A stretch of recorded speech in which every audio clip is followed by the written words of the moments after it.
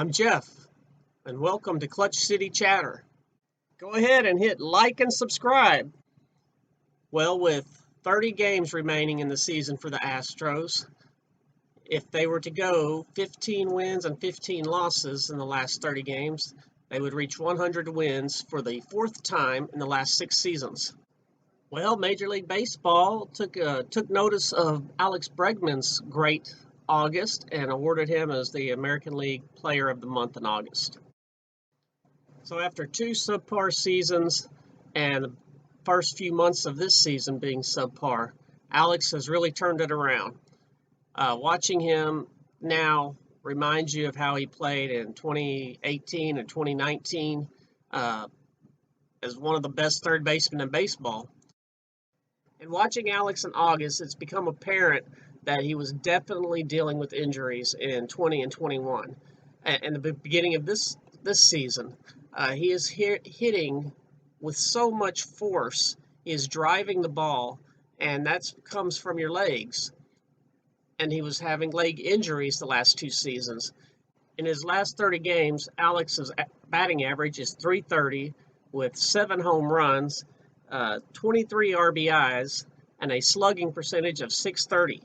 Justin Verlander was placed on the 15-day disabled list. JV suffered a minor injury in his last start, trying to cover first base on a crazy play that shouldn't have even happened. But so it was just a minor calf injury, and they said that he probably could have even gone on to pitch, but being precautious and smartly so with the playoffs on the horizon, the Astros decided to place him on the 15-day disabled list. He'll miss 2 to 3 starts, and they don't expect it to carry over any longer than that.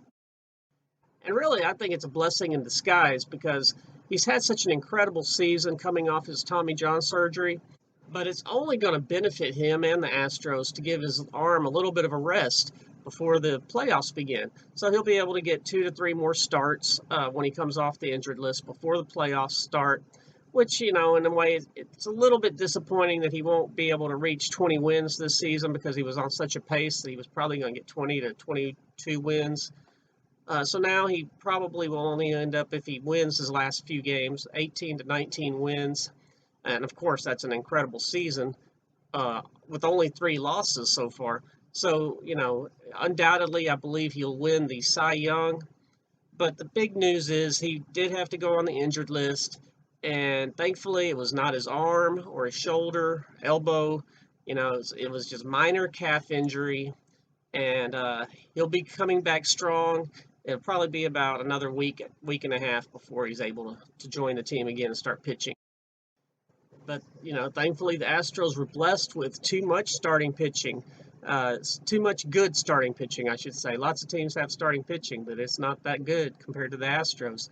So to fill in for Justin's while he's on the disabled list, the Astros went ahead and called up for the first time ever Hunter Brown, their number 1 prospect in the minors, who was tearing it up in Sugar Land. And he will actually make his first start for the Astros on Monday, on Labor Day, against the Texas Rangers. And you can bet I'll be tuned in, and I think you should be too, to see just how good he is. I've only read about him. I've watched a few highlights. I've never been able to watch a game of his from start to finish. So I'm excited to see it.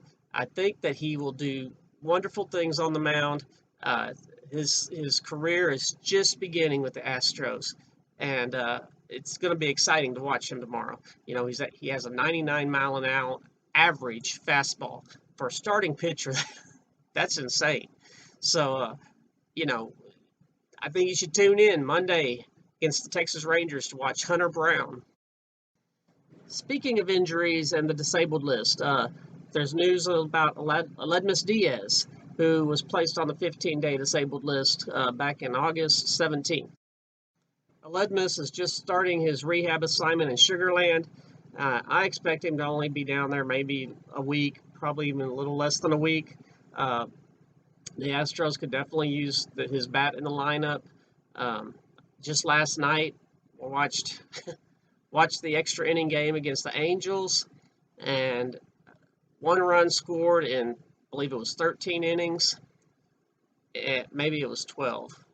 But regardless, the Astros had many opportunities, especially in the 10th, 11th, and 12th, with runner on second base to start the inning and no outs, and could not get a run across. So it was frustrating. So, I think it'll be great when Aledmus is able to get back to the team, and I think he will provide some offensive punch, uh, something the Astros are needing right now, especially with the absence of Yordan Alvarez, who's also been injured. They haven't placed Yordan on the IR, but he has missed the last 5 games, and the Astros are 4 wins and 1 loss in those last 5 games. He definitely needed some time off.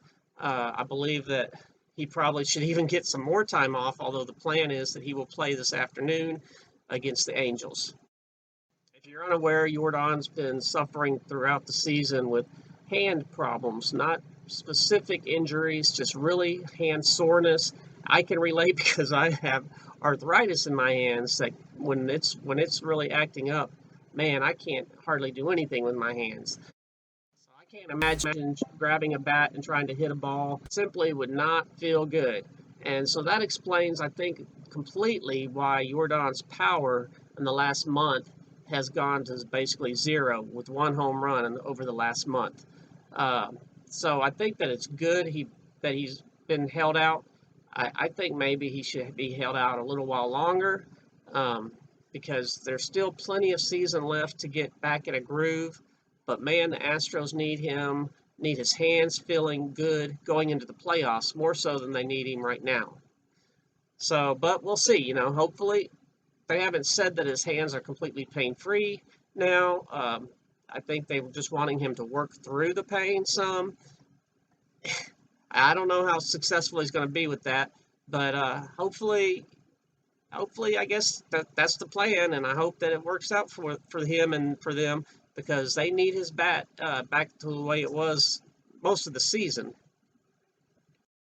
So going into last night's game, Luis Garcia's ERA was down to 3.95, and he pitched 6 scoreless innings, and so his ERA is going to come down even more. That means that every Astro starter now is under 4 ERA, which is phenomenal. The night before, on Friday night, Lance McCullers pitched, and he had a really good game. Lance pitched 5 2/3 innings, giving up 2 runs and striking out 7 batters. I tell you, I for one have to wonder how good Lance could be if he would just cut that dang hair. He drives me nuts. I can't stand watching him pitch, because he is so concerned about his hair after every single pitch. He's doing this. And it's like, dude, focus on the batter, focus on the pitching, and stop worrying about how you look. It drives me nuts. So, that's my rant for today. I like Lance a lot. I love listening to him talk. He's a smart guy. He's well-spoken. He knows baseball for sure, and he's a great pitcher. I just think that maybe he would be even better if he'd cut his hair so he wouldn't have to worry about it so dang much. All right, so later today, the Astros face the Angels for Game 3. Astros won the first one, lost last night in 12 or 13 innings. So today's the rubber game of the series. And we have Jose Urquidy pitching. He's been fabulous the second half of the season, especially. So I'm hoping and looking forward to an Astro win today. I think that's about it for me today. I hope you will tune into the Astros and watch the game. Please hit like and subscribe so that you'll be aware of future broadcasts on my channel, Clutch City Chatter. Thanks again for your time. I hope you enjoyed. I will see you next go round. And remember, swing for the fences.